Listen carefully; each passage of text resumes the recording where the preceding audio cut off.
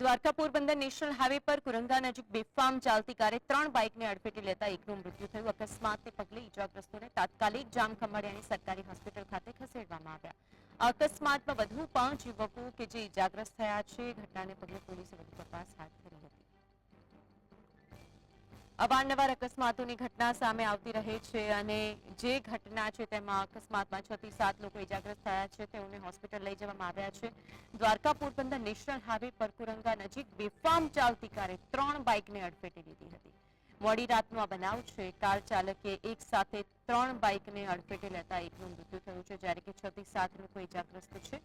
હવે આ જે ઇજાગ્રસ્તો છે તેઓને હોસ્પિટલ લઈ જવામાં આવ્યા છે, પરંતુ હાઈવે પર અવારનવાર બનતી આવી ઘટનાઓ કે જેનાથી સામાન્ય અને માણસ લોકોનો ભોગ લેવાઈ જતો હોય છે, પરંતુ આવી ઘટનાઓને લઈને મુદ્દો એ છે કે બેફામ કાર ચાલકો પર આખરે રોક ક્યારે લાગશે.